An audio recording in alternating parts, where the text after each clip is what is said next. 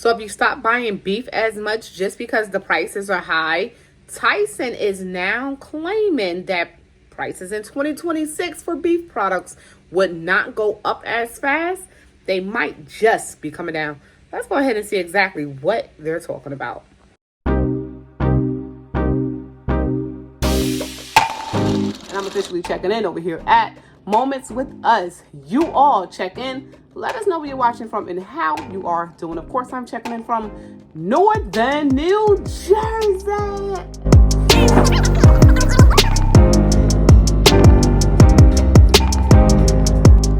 Back to the personal situation. Let's head into this Dollar Tree over in Maplewood. Also A plus. These past few years showed me. Hey family, welcome back to another video. Today is Saturday, so happy Saturday. Hopefully you all are doing well. This is Shauna, and I'm officially checking in over here at Moments with Us. You all check in. Let us know where you're watching from and how you are doing. Of course, I'm checking in from Northern New Jersey, and so much to discuss. Let's see what's been going on, and hopefully we can find some good news finally. Let's go ahead and see exactly what's happening.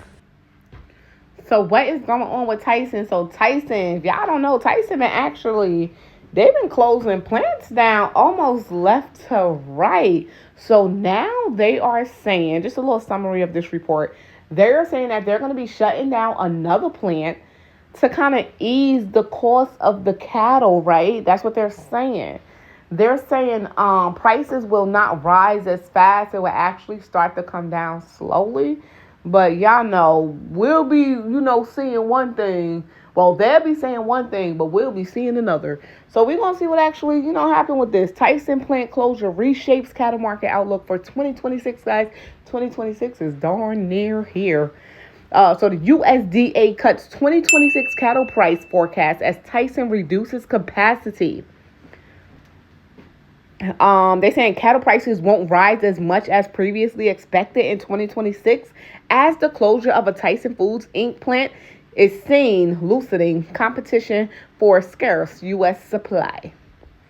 The U.S. Department of Agriculture on Tuesday lowered its estimate for cattle prices through 2026. So citing reduced slaughter plant capacity early next year in recent pricing data. So Tyson, the largest, of course, U.S. meat packer, said in late November that it would end operations at a Nebraska beef plant and reduce operations at a Texas facility to a single shift, guys. So, that's still people, possibly losing their jobs as well. I hear a lot of layoffs. Unemployment. Let's stick to this.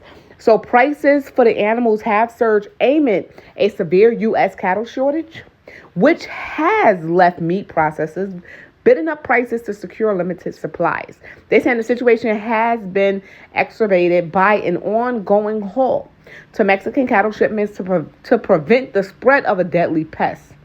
They're saying, of course, due to the tariffs on Brazilian beef, and they saying that was only recently lifted as well. All right, we don't want to get all into that. So Tyson's plant in Lexington, Nebraska, was one of the company's largest, with the ability to slaughter nearly 5,000 heads of cattle per day, y'all. 5,000. They saying cattle futures had reached a 6-month low following the announcement. They're saying the drop in capacity is expected to lower competition among meat packers, right, for limited supplies. So, will there actually be lower prices? All right, we will see. But yeah, they do have some of their companies, some of their factories shutting down. And we already know that the U.S. relies on foreign countries to get a lot of products. And one of them actually happened to be beef. But they're saying also, I believe it's Brazil, if I'm not mistaken. So Brazil, the tariffs on Brazil have been lifted. So they're saying that would help with the high prices on beef. And slowly, of course, that helps, lower the prices. Slowly, though, y'all. Slowly. Just because I'm saying it's not going to happen right away. That's if it really happens at all. But yeah, that's pretty much it with the beef, y'all. So what's the beef? I know the immigration crackdown, that is very darn real. I know that they're definitely upping their security over in New York. They partnered with, I think it's Homeland Security alongside with ICE. So they're upping their security. So New York people would definitely start to see more and more officers walking around, ICE riding around, and the Homeland Security is actually being upped as well. Another thing that they're doing, guys, they're saying truckers. So, of course, the truckers are also a part of the issue right now when it comes down to immigration. So there was a lot of truckers hired during, I guess, COVID, maybe even pre-COVID, but definitely during COVID, right? And it didn't matter as far as like their status, and how long their status was valid for. So what's happening now, they're trying to definitely, how can I put it? They're trying to definitely get up into the trucking business, basically, and pull out those immigrants who don't belong here. I was trying to like put it really, really nice, but not mean and not say nothing rude at the same time. And I think it did good. So what's happening? They're saying that they're pulling truckers over, and if they can't speak English, they're automatically being pulled away from the job. I think there's a report on it. Let's pull it up. Basically saying truckers who fail an English test are pulled off the roads. Part of this whole immigration crackdown, guys. So the truck drivers are encountering a new risk on the highway. So law enforcement officers are empowered by the Trump administration, y'all, to pull them off the road if they fail an English test. How does this even work? The government argues that, of course, the rules are critical to safety. I'm not going to even pronounce this person's name. There are costly and frustration disruption, they're saying. Schmack, I believe, or Spack. The owner of an Illinois-based trucking company has had to book planes and car rentals for drivers who've had to abandon their rigs while on the road. Some of his employees, who are mostly Eastern European, refuse to go to the southern states for fear of being targeted, y'all. And that would cause an issue. He says his insurance premiums are climbing because of an increase of number of violations. These are good drivers, experienced drivers, but they get pulled over and the officer says their English isn't good enough. And you know what happens? I have to pay for everything. So it leaves the company with spending more money than they have to. They saying the language crackdown is part of a broader Trump administration campaign that's upending the trucking industry, a critical pillar of the U.S. economy. Y'all gotta let me know how y'all feel about this, though. They say in the recent months, hundreds of truckers have been swept up in immigration and customs enforcement raids across Oklahoma, Texas, Indiana, and in New York. I wonder, would that cause an issue? Will we not see as many trucks on the road at this point across the highway? Will we have issues with items getting to the stores, to factories, to anywhere it need to be in general because of this crackdown?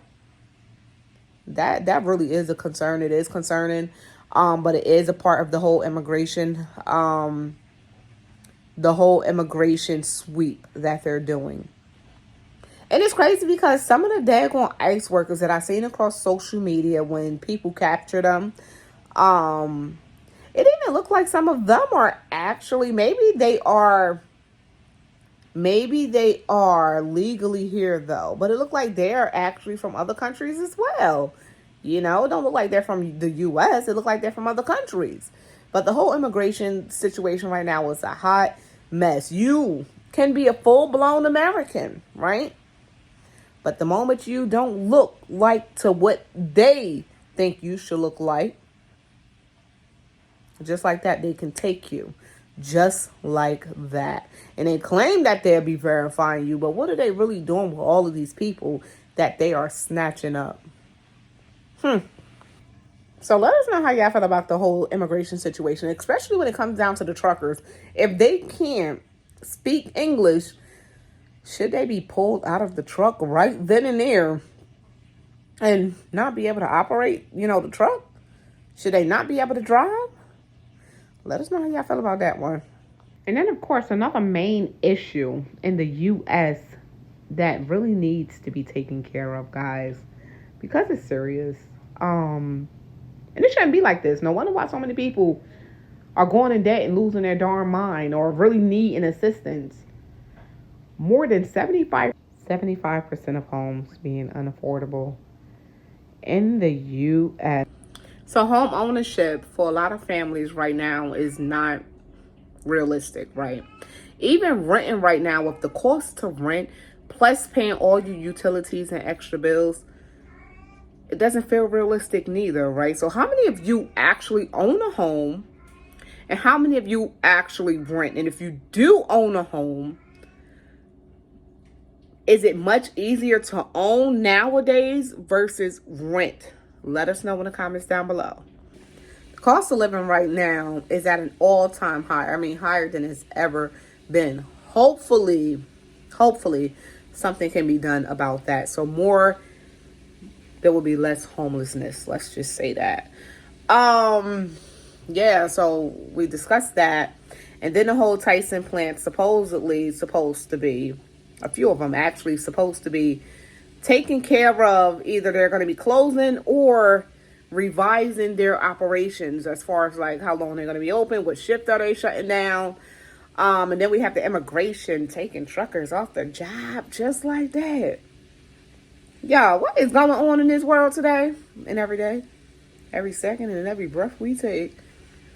Just so much that we discussed today. It's just so much more to talk about. We can sit here all day, but we're not going to do that because it's the weekend and we're going to enjoy it. So we're going to leave this video right here where it's at. If you are new here and you did enjoy today's video, all you have to do is subscribe just like that. And if you've been here before, I want to thank you so much for coming back. Until next time, y'all, this is Shauna, and I'm officially checking out from Moments with Us. You all stay prepped, stay blessed, stay safe, and most of all, remain beautiful queens and kings. Until next time, love you all and God bless. And of course, happy holidays to you. Peace.